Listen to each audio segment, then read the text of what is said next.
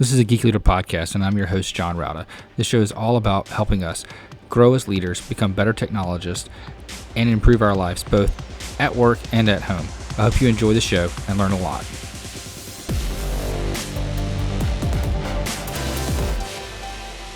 Welcome to a Geek Leader podcast. I'm your host, John Rauda. And if you could, please do me a favor and take a moment and leave a rating and review in whatever podcast player you're listening to this on, whether it's Apple Podcasts, Spotify, iHeartRadio, doesn't matter. I would greatly appreciate it. And that feedback really helps get other listeners to the show. Also, if you're not subscribed, go ahead and subscribe so you don't miss an episode. And if you feel so inclined, you can go to geekleader.com/tip and donate to the show. Thanks so much. All right, Geek Leaders, today I'm honored to have Jeffrey Deckman back on the show again. You may remember he was on several months ago. We talked about his book, Developing the Conscious Leadership Mindset for the 21st Century, which won several awards, Amazon bestseller, all kinds of great stuff coming from that. And you may remember that Jeffrey he's a member of the Forbes Coaches Council and regularly publishes on his blog. So we're going to talk a little bit about that. But what's really got my attention today, something that I really want to talk about is Jeff's cancer thriver mindset of getting through stage 4 cancer and what he's learned from that. And hopefully it's something very valuable and helpful for everybody that's listening today on the show. Anyway, with all that being said, Jeffrey, welcome to the show. Thanks, John. How are you? I'm doing great. Glad to see you again, get you back on the show. For people that may have not heard the first episode, tell us a little bit about your background and kind of how you got to where you are and why leadership is so important to you. Well, I am what I'll call an accidental consultant. My background's pretty basic. Blue collar to white collar to business owner and now consultant. So I started in the cable television business right out of high school. Didn't do well with my grades, and the last thing I was going to do was go to college. So I became a grunt alignment, a tower worker, and became a field engineer. Started my first company when I was 26. That went bankrupt when I was 30. Started my second company on the other side of that in the telecommunications industry and built that to a pretty successful company with a lot of the lessons that I learned from the one that failed, which taught me that there are no failures. There's only lessons if I choose to embrace them along the way. Mm-hmm. And then about 18 years ago, I sold that company to my management team a week before its 21st birthday because I wanted to spend the rest of my career helping small to medium-sized business owners build their businesses easier than I built mine. So I've done a deep dive into the new challenges that are facing leaders and organizations in the modern era. We're post-industrial age. A lot of the command and control top-down stuff just doesn't work. So what are the new leadership mindsets, models, and methods we need?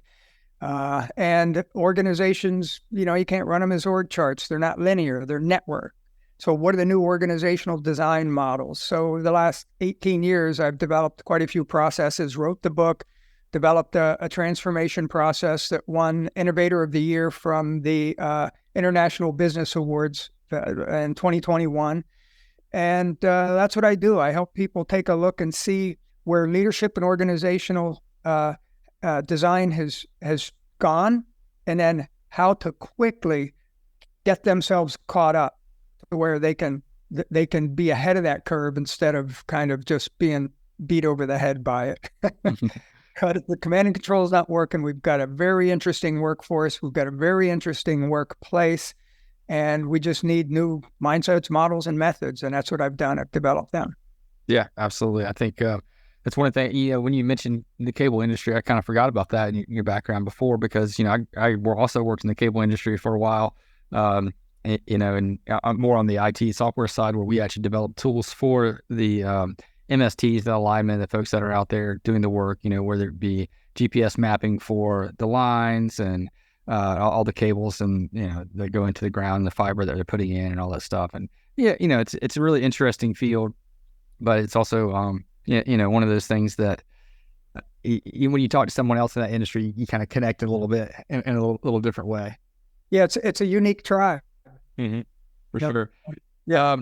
So you went through a period of your life where you got diagnosed with cancer, and I do want to talk about that a little bit because that's one of the things that you said, in talking off recording that really kind of shaped your mindset and your perspective on a lot of different things that you then applied to leadership to help you become a better leader. Can you talk a little bit about that and what that experience was like?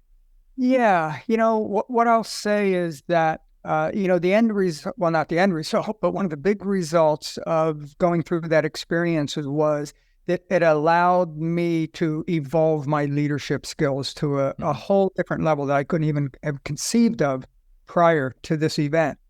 So to give a little bit of background on it, in 2015, Thanksgiving, I'm at a gathering. My daughter, who is a massage therapist and an energy healer, she looked at me and she said, "Hey, Dad, what's that thing on your neck?" And I had a bump here, and I had seen it for probably about 2 months, but about 2 or 3 years earlier than that, I had a bump there. I went to the doctor, gave me some antibiotics, and it went away. So it was some kind of lymph node thing. And so when it came back, I just thought, oh, it'll just go away on its own. Well, it didn't. And so that November, I was starting to look. Just as I was thinking, this might be more than just a little bump. And she saw it, and I thought, oh boy, if she's picking up on it, I need to get this thing taken a look at. So and she told me later, she said, Dad, as soon as I saw that, I just knew it was cancer. Like I said, she's kind of intuitive with this stuff. So anyway, I didn't go to the doctors until probably February, just for a couple of different reasons. And I started looking into some holistic practices. And when I was just like getting my body cleared up, I started to eat organic because I knew I was going to be coming into a marathon. And I knew in my head that I had a form of cancer, even though I didn't have it formally diagnosed. So then in February, I got it formally diagnosed. It was diagnosed as stage 3. And it was tongue cancer that went into neck cancer. So, and I had this tumor that was just like growing and growing. And I was wearing some like turtleneck shirts to try to hide it because, I was a consultant. I'm actively working. I don't have time to stop working. And once I got diagnosed, I right away they say, okay, you've got stage 3 cancer. We want to get you into treatment. And I didn't know at that point in time, I had been studying some energy healing. And I decided that I wanted to do research on this experience I was in the midst of having. There's a lot of talk around, you talk to the holistic community and they demonize the traditional community. Chemo is absolutely a poison. Radiation is no fun at all, but it has its effects. And so there's this whole community of really brilliant scientists and naturopaths who have developed a lot of methods to be able to help you combat and even heal cancer. So I did quite a bit of study. I even took an online course for about a month and a half, just trying to figure out which way do I want to go. But the main thing was I was open to both sides. And I thought that was in my best interest, that both sides worked to a degree, but I was the one who was going through this journey on my own. So I had to make my own decisions because if the outcome would not come out well, I didn't want to wish that I would have followed my own intuition on this stuff. Because when you get a diagnosis like this, it really knocks you on your tail. I mentioned to you a little bit earlier that prior to the diagnosis, the thought that scared me the most, you get random thoughts in your head, would be, man, what would I ever do if I got a cancer diagnosis? Yeah. And I think a lot of people have that right at the top of their list of they don't want that, and nor should they. Mm-hmm. But when I got it, it knocked me into a bit of a tailspin. And that tailspin, frankly, was terrifying. Yeah. And, what happens is, and I had been through a lot of challenges before. I'd gone through a divorce. I had a company that went under, and, I had some other things in my life that took place. So I wasn't new to stress, but I told somebody, I said, it's a whole different experience when it feels like death shows up, pulls up a chair, sits down, looks you in the eye and says, let's have a conversation. And in that, uh, when I went into that sort of spiral of fear, and I would get what I called the boo birds, and they were scary thoughts that would come out of nowhere, just like boo, and they would catch my attention. I'd be sitting somewhere with my kids, and I would think, I wonder if this is my last Father's Day. I wonder if this is the last birthday I'm going to have with them, or wonder, whatever. You get these really, really unsettling thoughts, and you absolutely have to find a way to stabilize yourself with that. And because I was open to the holistic community, I was having some conversations with people I call earth angels. And these were folks that were spiritually evolved. Some of them were energy healers. And the one woman told me, she said, Jeff, you have to learn to love the cancer. And I thought, whoa, wait a minute. And she said, do not use the word fight cancer. Do not say you're going to war with cancer. She said, you have to learn to love cancer, because anything other than love in your system right now is just another form of cancer. It's just another toxin. And you have enough cancer and you have enough toxins in your body anyway. So find a way to love the cancer. And it was such a foreign idea to me that I actually got mad at her. But that was my issue, right? So over the next couple of days, because I respected her, I said, okay, let me take a look at that. And what I ended up doing with that was, instead of seeing cancer as this thing to hate or to go to war at, I chose to see cancer as my teacher. And I developed the mindset that this is an experience that is going to teach me things at a deeper level about myself, about other people, about life, about love, that no other experience would ever give me the opportunity to learn. So I want to embrace it. Mm-hmm. And it's an experience that has such high stakes that the opportunity for it to enrich me is really off the scale. So I chose to do that. And in that, I did one of the things that I think was absolutely the most important step that I took, and that was I took the attitude that I win. No matter what, I win. And I really needed that, because originally I was diagnosed as stage 3. And when I went to go pick up my paperwork from the doctor, because I had decided to do both traditional treatments through Dana-Farber. I lived in Rhode Island, so I was going up to Boston at the time. And also a lot of holistic practices at the same time. I integrated them with the support of both sides. So I went to get my paperwork for Dana-Farber, and I looked and I saw where the oncologist, when he wrote up what my diagnosis was, I had stage 3, and then he crossed it out and wrote stage 4. And when I had got stage 3 diagnosis, I was pretty happy with that at that point, because I didn't want stage 4, obviously. So I had probably about a week or so of feeling, okay, I'm stage 3, it's serious, but I win. And then I got that diagnosis of stage 4. And that knocked me for a real loop, probably for about an hour. And then I just thought, wait a minute, I win. Like, no matter what, I win. I have to hold on to that. So what I did with that was I said, you know what? My story just got cooler, because to come back from stage 3 is one thing. To come back from stage 4, that's a whole other thing. So this is a scarier journey, but man, the potential of the payoff of this thing just amped up, and I win. Yeah. And it wasn't cocky or arrogant, but it was a life-saving mentality. And do you think part of the, when you say I win, what do you mean by that? Like, are you looking at an outcome further down the road, or are you just being confident in yourself? You having faith or some kind of belief that you're going to make it through this, or no matter what the outcome is, as long as you have the positive mindset, you win? Like which one?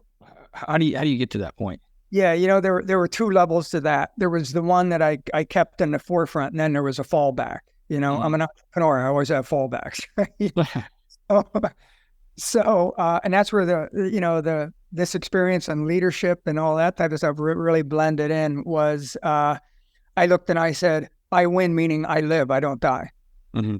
Like, I don't die. I'm going to be dragged behind a pain bus. The treatment that you go through, the radiation and the type of mouth sores you can get, and the pain and the level of sore throat that you have is they consider it the second most painful cancer treatment you can have without being in the hospital itself. It was brutal, 7 weeks. So I just said, I'm going to go through the pain, be dragged by the pain bus, but, sooner or later it's going to be over and I'm going to be on the other side of it.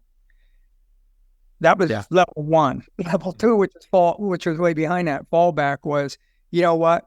If I don't make it through it, what I will learn in this life is going to serve me so well. And I have an opportunity to be an example to so many other people that I will win that way, because the legacy that I have an opportunity to leave, to show people about dignity, courage, hanging in there, also vulnerability. This wasn't about being Superman. I cried a lot, a lot of times by myself, but I told my kids, they were all adult at that time, and my former wife, we're close too. I got them all together and I said, look, I'm not going to lie to you about any of this. I'm going to tell you what's true. So that way I don't want you to be overly worried about, what am I going through? How am I going? And I made it a point, even when I got from 3 to 4 diagnosis, I thought they'll never know if I have 4. So I don't want to worry them more by telling them I have stage, I'll just let it stage 3. And I thought, you know what, that's out of integrity. And that's me breaking a promise to them. And, one of the things about leadership is you're honest. You bring things out, and the tougher they are, it gives them an opportunity to grow. It gives them an opportunity to learn how to deal with stress. And you're not doing anybody any favors to shield them from things. So, that was the I win. And, to a degree, I took cancer on as a formidable opponent. I mean, I loved cancer from the standpoint of it's here to be a teacher to me, so I'll embrace that. But I knew what the stakes of the game were. And so, yes, I saw it as a teacher for me, which also gave me a purpose. When you're in that free fall space, you can go into this, why me? Why is this happening to me? And that's super, super dangerous, because you can really very easily fall into a victim mentality. Yeah. And just like in business, you can't have a victim mentality. In a street fight, you can't have a victim mentality. So with that, I just knew that I had to have a purpose. And then that purpose really gave me additional strength that helped me to get through things. Because if we have a purpose, all of a sudden we have different types of motivations. And the game changes. And it allows us to feel that we are at the cause of things, which we are. I met a lot of people. I was chemo and radiation for 7 weeks. So, 5 days a week, I'm driving up to Dana-Farber, getting radiated, and going through that process. And you meet people along the way. And it was really amazing. You could see the people. And in Dana-Farber, every floor of the building you go into is a different type of cancer. So the first floor would be like breast cancer, pancreatic cancer, liver cancer, brain cancer, et cetera. I was up on the 11th floor, so I'd get in there, and you're seeing people come in and out of the elevator with different forms of cancer, and anybody got off at stage 5, they were pancreatic cancer, and that's really, really bad. Yeah. You could see by the look in the eye whether cancer had them or they had it. And it was this really fascinating thing. And I had met a couple people, especially this one woman who I was like week 5 or 6, and I was doing pretty good. I lost 30 pounds, but my diet was really good. My attitude was good. My spirituality was strong. Mm-hmm. And my skin hadn't turned gray. A lot of times with cancer, when the chemo and radiation really get at you, you start to get a gray tone to your skin, and your eyes kind of get a little cloudy. And this woman was about 2 or 3 weeks in, and we were sitting in. I had to go and radiate, and she was waiting. And I was with my son, and she asked, how many weeks has he been in? And she said, like 6, I think it was. Mm-hmm. She was like, wow, he looks great. And I came out, so we started talking, and she was week 2. That's where the pain just. And I could see the fear in her eyes. And I looked at her and I was like, everybody else in the room vanished. It was just like her and I. And I told her, I said, you got to get a hold of this thing here, right? Like you're going to manifest what happens and you need to know that you win. And we just had this magnificent conversation about 2 or 3 minutes. And afterwards, I was going back after about 2 months after my treatment, you go in for checkups. And I was walking into the waiting room up on the 11th floor and I looked and she was there with her son. And her face lit up. She said, "That's the guy." And she came over and gave me a huge hug. And she said, "I can't thank you enough for the gift that you gave me." And I said, "Well, I can't thank you enough for taking that gift." And it was that whole mindset that allowed her to go through that. And, that's just the same way it is in anything that we do. We have to look and say, life never happens to us. It happens for us. Mm-hmm. And every time I get in a challenging conversation, I always ask myself, what class am I in? And the lessons that I learned from this were amazing. I mean, there were periods where, I lost probably about 40% of my hearing permanently from the chemo. And so I can relate. All of a sudden, I could relate to people that were hard of hearing. I had more compassion. There was a period that I went through what they call chemo brain. And you get brain fog. So I'd be in a meeting and all of a sudden I would completely forget what anybody was talking about. And I would hope the conversation would continue to go so I could catch the thread again. So then I could start to relate to people that had dementia. And I had extreme body pain. So I could relate to people that may be in their late 80s and 90s who are walking slow. It's not because they want to, it's because they're feeling this pain. And all of a sudden, I could relate to people on a whole different level than what I was ever able to before. And it taught me a lot about myself. It taught me a lot about compassion. It taught me a lot about how to be vulnerable and at the same time strong and real and authentic. And all of that stuff are things that when I talk about leadership, and I do my leadership training and that kind of stuff, I really promote that whole thing of being really self-aware and coming at it with a level of consciousness that goes beyond the ego, I'm the boss, or I'm the hero, or I have to look good all the time. People connect with you when you're functioning at a level of consciousness. And it brought out an inner elder in me that I didn't realize that I had. Yeah. I think that's really good that you were able to take some of the, things that you got out of cancer, the negative things that people would associate, such as the hearing or, being a little bit slower sometimes, at remembering certain things. And we're able to turn that into a positive of a way to develop empathy for folks and being able to relate to people in a different way and, actually come out stronger than you went in certain areas. It really allowed me to really get a much clearer understanding of how my mind works. So being a business owner and being a leader, I've run a lot of meetings, right? So every night I would have a little board meeting and it would be a conversation out every night. There were 3 entities in that board meeting. There was my body, my mind, and who I am as soul. We'll put it that way, right? Like who I am as a spiritual being. And the conversation would kind of go, okay, so how do we do today? And I learned more about the unbelievable power and strength of our bodies to do everything it possibly can to heal and to be of service to us.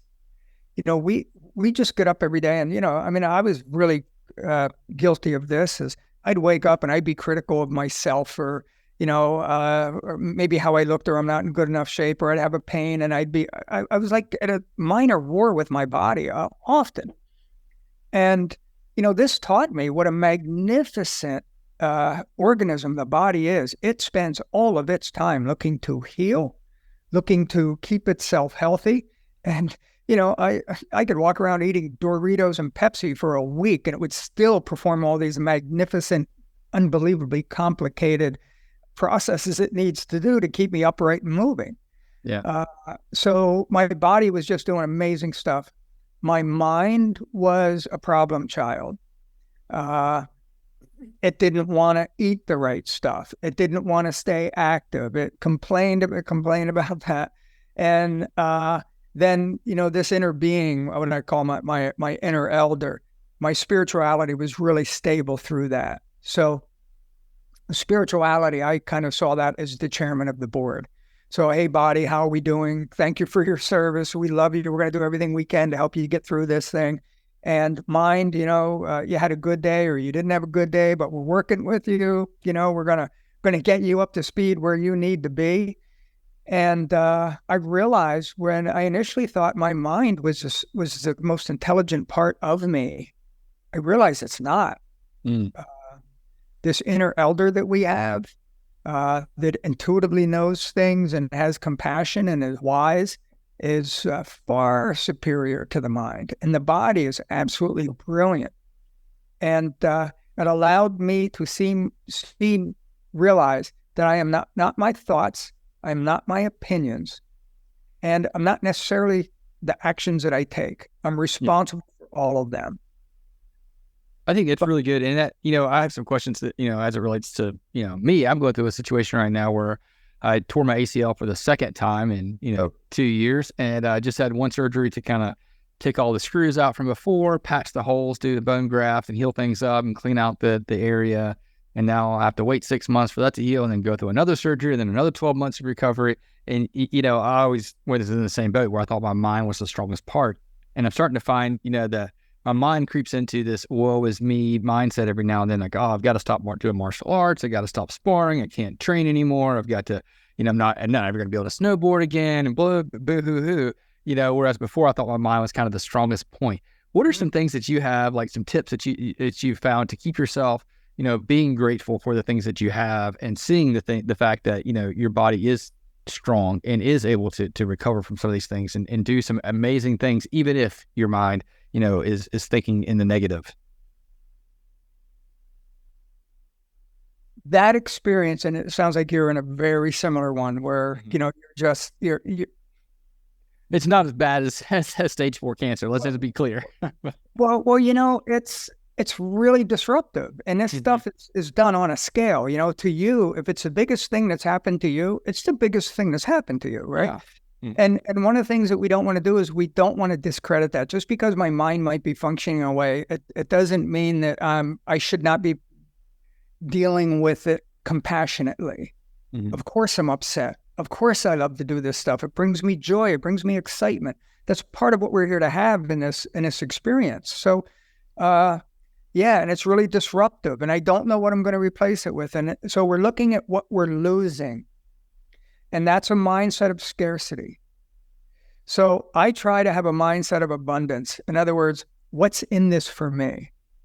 And one of the things that I had to do was, in the spiritual path, they talk about trust and surrender. Like, trust that where you're going is the perfect place for you. And, I've done a lot of spiritual work, and just my mindset is that this inner elder of me, it knows what my life plan is going to be. So I'm at a juncture point here. And what I do is when something happens and, I bump up against it, I don't like this. I don't want to go through this. I told you before, I'm going through a shift right now that I'm a little bit uncomfortable with. But what I do is I just surrender to it and say, look, everything is unfolding perfectly. I just don't know where the brass ring is that I'm about to grab onto. And I don't know what opportunities are opening up for me. I don't know who I'm going to meet that's going to change my life. I don't know what mindset I'm going to develop that's going to make me stronger, that's going to change my life. And I look at the things that I've gone through and the things that I've lost. And then when I compare it to everything that I allowed myself to embrace once I stopped wishing things were different. When I looked at, if I was given the opportunity not to go through this experience and not learn what I've learned, or go through the experience, as painful as it was, and learn what I learned, I would take this experience every day of the week. I don't want it to come back. And in my mind, I'm not in remission. Cancer's gone. I took the class. I passed it. I aced it. Thank you for your service, cancer. Go haunt someone else. Right? Well, actually, don't. Don't. Right? I don't wish it on anybody, but it was one of the most magnificently amazing and beautiful and powerful experiences I've ever had in my life, and what it's done for me. And, my adult kids were able to look, and they were just like, Dad, you just rocked that experience. So as I go through some things, I look and I see what you've done, and I know I can do some things like that. But, just try to accept what is so. I mean, that's a big one. It's real simple. What is so? Mm. I tore my ACL. Okay, so 2 phrases. What is so? Okay, so now what? Yep. And I can dance around that, and I can sprinkle my complaints and my whining and my pissing and moaning, and it's like, okay, let me know when you're done, mind. What is so? I tore my ACL. I have stage 4 cancer. Okay, so now what? Come on, man, let's get in the game. I'm competitive, you're competitive, we like to win. All right, this is adversity. Mm-hmm. Like, this is why we came here. It's one of the reasons we're entrepreneurs. We play the game different. And, if you want to be, so a lot of people are in the regular Navy. Thank you for your service. But there's people in the regular Navy who want to be Navy SEALs. There are people who are living lives that are absolutely perfectly fine. And I believe there are people who came here to really learn some different things at a really deep level. Yeah. And this is how we learn them.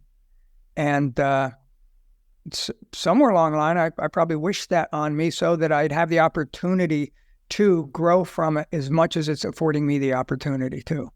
Yeah. So it sounds like you're not only growing from it, but you're also kind of setting an example that hopefully your kids can look at if they ever encounter any kind of difficulties and say, look, I want to handle this and, go through this with the grace and dignity and, the confidence that I saw my father go through this with. Yeah. and handle this through. And I think that's an amazing example that you're setting out there for anybody that's listening to this show and other interviews that you've had before talking about this. Well, you just reminded me early on, and this is one of the biggest gifts that came to me. I got a couple of downloads throughout this process that I can only say came from consciousness. And one of them was I was sitting and I was kind of, I still hadn't made peace with where I was. It was really unsettling. And this just thought was gifted to me. And it was, hey, Jeff, of all your kids and everyone you love, if cancer had to visit any of them, who would you pick it to visit? And I was like, me. Yeah. Like, okay, here you go. So, all right, you know what? I'm in. I wouldn't want anyone else to go. So if this has to happen in this circle and people have to be exposed to this type of experience, I'll be the tip of the spear on that thing. And now I have another reason to, again, not be a hero, but to be real. Mm-hmm. Be real through that. That's a great way of looking at it, because I'm sure, any mother or father that's listening to this that has a diagnosis similar to this would if they take it from that same mindset, like if someone in my family was going to get this, who would I want? I guarantee you almost every single one of them would say, I will take this. I would rather do it than anybody else. I wouldn't want this on anybody else. I think taking that mindset of, I'm taking this on so that others either can learn from it or don't have to do it. One of the two. It is a great way to take a very negative experience and turn it into a positive. And that's all that giving it purpose. Mm-hmm. It's, I'm here, I'm having an opportunity to be a powerful example to these people. Not only I'll absorb that energetic hit of what cancer is, but I will also am given an opportunity to be the one who can demonstrate how to go through that and give them some tools. And man, I don't know a better way to spend time in your life other than to be giving to people that you love at that level of realness. So, I said, okay, well, if maybe on some conscious level, I was given the choice and I said, I'll take it. So let me ask you a different question, kind of shifting conversation a little bit. When you decided about the treatment options of whether going holistic or traditional, you decided to it sounds to me like you decided to kind of attack it from all sides and do all of the above. And I've heard some really interesting podcasts from different cancer survivors and cancer researchers about doing exactly what you did and being very, very effective. DAgostino, I think is his name. He's an oncologist that did some research on cancer where he took taking a spiritual approach and fasting before going into chemo has been shown to be very effective after chemo, and putting the two together has shown some of the best results. Did you do that research beforehand, or was it just something that kind of came to you and said, hey, I'm going to attack this every way I can? When I knew what I had, I started diving into that research on the holistic side. My daughter being a massage therapist, and I'm a Reiki Master, so I had studied some energy healing, and so I knew that community was out there. And then through that community, I was actually introduced to a woman named, her name is Dr. Jody Noe, and she is an integrative oncologist out of Pawcatuck, Connecticut. But she has a fascinating background because she's considered one of the top 80 women healers in the world. And she is an integrative, scientifically based oncologist. Plus, she's a Cherokee medicine woman. So we were able, because of the work that I had done spiritually, we were able to integrate not only the different nutrients, because Dana-Farber, as great as they are, I can't say enough about them. It was chemo, it was radiation, and it was, drink this mix and keep your mouth from getting all the mouth sores. And you'd walk in and there'd be candy on the counter, which is horrible because cancer loves. Yes. Yep. Oh my God, but they were magnificent. So on the other side, I had a whole list of supplements I was taking. I was doing meditative and spiritual work because it is body, mind, spirit. Mm-hmm. And your level of consciousness affects how your body functions. And your cells have consciousness. They think, they learn, they do things. They have specific roles that they do. They are intelligent.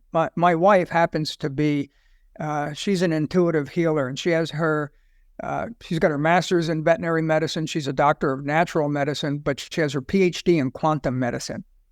And she does studies of how the mind can affect the cells in your body to do self-healing. I met her afterwards. I worked both of those. And as a result, my experience of going through the cancer treatment was so much better than what others were. Just as an aside, my oldest brother got the same cancer that I had, exact same cancer. His treatment ended a week before mine started. Wow. And he was a big, heavy guy, but his experience was he lost like 80 pounds. He was a bit big to begin. And he had these horrible mouth sores and mucositis and this stuff. And I lost 33. And Dr. Jody gave me this mix that I drank, which was glutamine, aloe, and water. I drink it throughout the day, and it kept me from getting any mouth sores. And she had me on a bunch of different nutrients. So it was diet, it was supplements, it was spirituality, all that stuff that the traditionals don't do. And what I liked about Dana was they did not, they embraced everything that I was doing. Because sometimes the traditional pushes against the holistic. Mm-hmm. In fact, I was trying to decide, should I go fully holistic or should I go traditional? And Dr. Jody, at one point, I asked her, and she said, look, if you were my brother, I'd ask you, why aren't you at Dana now? Yeah. So do Dana, but do this other stuff. And it really, really, really makes a difference. Yeah, I know when listening to Dom DAgostino, when he was talking about, he mentioned sugar, which you talked about, and like he puts all of his patients on a keto diet where they have no sugar, they're eating mostly fats and protein, and avoiding any processed food or anything like that, because he said the cancer cells love that stuff and they thrive on that stuff. But if you can starve them plus hit them with the chemo, and focus your efforts and energy on being happy and trying to because happiness is a great medicine. It's going to help you get through this whole thing, and it's going to keep you when you have those weak times where you want that candy sitting there, you want to you don't feel like doing the diet anymore, and you don't feel like putting forth the exercise that's needed or anything like that. So I think that's a really important aspect to understand that there are, multiple avenues that you need to go through instead of just targeting a single one. Like I know and that's the same thing with any medicine. Even my knee surgery, I had a surgeon just say, just do the surgery and you'll be fine. And then I thought, well, I'm doing bone grafts. I need to start taking some vitamin D. I need to take some calcium supplements. I need to do some things that are going to strengthen my bones to make them heal stronger during this process than just waiting it out, And, I have a regimen of PT that I need to be doing, with squats and things like that are necessary, not just, letting my muscles deteriorate as I'm healing. And the other thing is, because I've, as I mentioned, I've studied energy healing, and that's what my wife does. She's an energy healer. The other thing you could do with that is really deeply visualize your bone healing. Encourage your bone cells to multiply, to get strengthened. As you're taking your medications, as you're going to sleep at night, just any point in time throughout the day, just communicate with your cells and encourage them. It sounds weird, but you got nothing, worst case, you have nothing to lose. Right. Yes. I agree. There's nothing to lose doing it, whether it happens or not, who knows, but it doesn't hurt. It's better. I'd rather spend the time, doing it and get nothing for it than to not do it and miss out on it, Yeah. And, there's been enough studies done through quantum physics that proves that relationship happens. There's a guy named Dr. Bruce Lipton who talks a lot about this. He's got some really cool videos on YouTube. He's very engaging, very entertaining, very brilliant. He was a guy who uncovered stem cells back in the early 80s, and he's just been on the forefront of this stuff. And he talks in regular language about the body's ability to heal itself. And if you take that and you add that in, that is without a doubt going to enhance your healing, because without that, it's just kind of a chemical reaction. When you bring consciousness into that and you bring, healing is an energy. That's all it is. It's just, when you take any type of a pill or any type of a medicine, well, there's a bunch of, ingredients in that it creates an energy field where the vibration heals. Like everything's energy. So any treatment that you're doing is activating the energy fields around the cells, around the muscle, et cetera, that promote the healing. When you bring your consciousness into that and you go inside and you visualize it and you feel it and you just see it healing, that moves the needle. It's been proven time and time and time again. But we're so used to Western medicine and pharmaceutical fixes that we think that's the way the pharmaceutical companies want it. I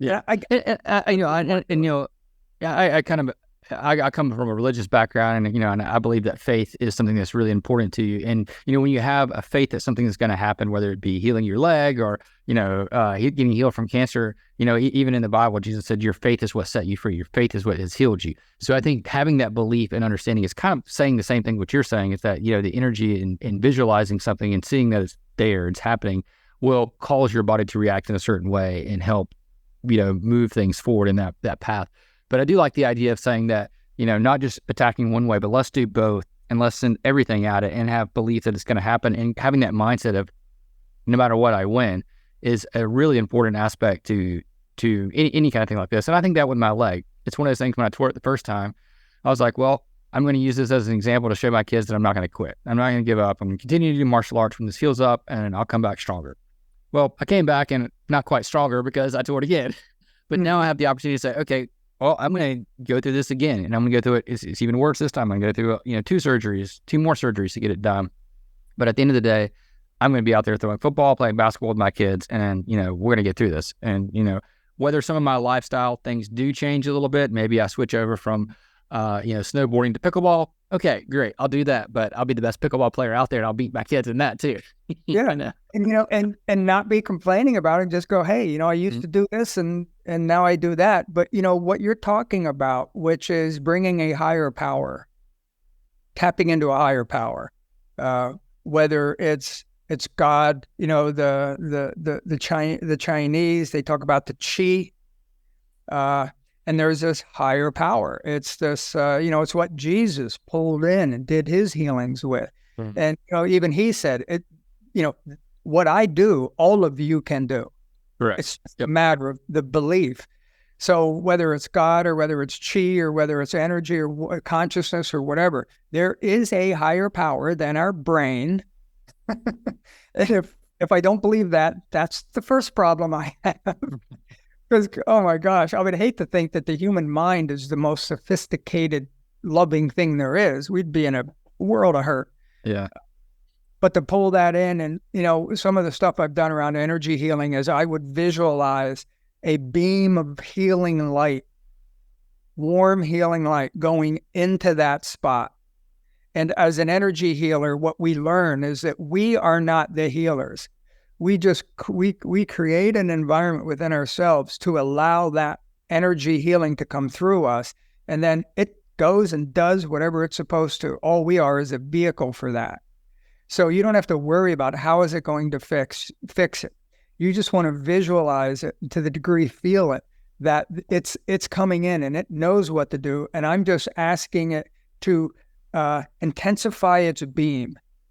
That energy is out there all the time, and we can manipulate it. As a Reiki master, you learn how to, there's certain things that you do where if you take your hands and you imagine that there's an energy ball inside your hands and just start playing with it, and just you will start to feel a magnetic field between your hands. It's just like you just play with that, open up your mind to that, and you'll feel that. And that energy is something that, like this, you don't feel it. But when you look to focus it in, it's almost like focusing a flashlight into being a laser. Same energy, you're just intensifying it. And when you take your mind and you look to intensify it through visualization and trying to experience it and knowing it's there, you might be pretty surprised with how the healing goes. Mm-hmm. I definitely think the power of the mind is really an important aspect that we all need to, if anybody's going through something, they need to focus on that and think about that, because it is an important piece of this. And I know this has been very different than what my typical podcasts are about leadership, but I think it's an important thing to talk about. And I was wondering if people wanted to connect with you online and learn more about this, or maybe they're struggling with something and they just wanted to reach out to you for just advice, just to how to get through something that they're going through. What's the best way that they can reach out and connect with you? Email me. You can go to my website, which is jeffreydeckman.com. And you can email me at jeffrey@jeffreydeckman.com. Yeah, I'll link that up in the show notes too at geekleader.com, so people can click through there. But I think that's I think a lot of people go through issues all the time, and they may or may not know where to turn or who to talk to. I think having someone that, has gone through something that's pretty, what our society would say is a tragic thing, and come out with a lot of different perspectives and even stronger in certain areas than they went into it, I think is really important. And to hear from someone like that and how they did it, it could be very, very, very beneficial to those around us. I always say I don't want it again, but I'm honored that I was chosen to have this experience, because, what I'm really here to do is to try to help myself learn and grow, but also to be of service to others in as many ways as I can. And this has been a powerful opportunity for me to be able to do that with people that are, really kind of stuck and scared. Yeah. Well, I'm really glad that you have taken, this out publicly and not just keeping it to yourself and sharing it with others so that they can benefit from it as well. I really appreciate you coming on the show and sharing this information. Well, the last thing I would say about that is if you go into YouTube and Google Jeffrey Deckman, I've got a YouTube channel in there, and there's about a 20-minute interview I did with a doctor who was asking me. He was an integrative doctor, and it's what cancer taught me about leadership. Mm-hmm. And there's some pretty cool stuff in there that people might be able to help some people as well. Okay, yeah, I'll link that up in the show notes too, so people can go grab that straight from your YouTube channel and watch that. And I think that's really good. I think it's really important. Thanks so much for coming on the show. Really appreciate having you on. Yeah, and good luck with that leg and heal it. Yeah, I'm doing my best. I know. Good luck, John. Thanks a lot. Thanks. Hope you enjoyed the show. Please go to geekleader.com to learn more about what this guest is up to. Click on their links and connect with them online. I would also greatly appreciate it if you could leave me a rating and review in Apple Podcasts or wherever you listen to the show. And make sure you've subscribed if you haven't already. And if you feel so inclined, you can leave me a tip by going to geekleader.com/tip.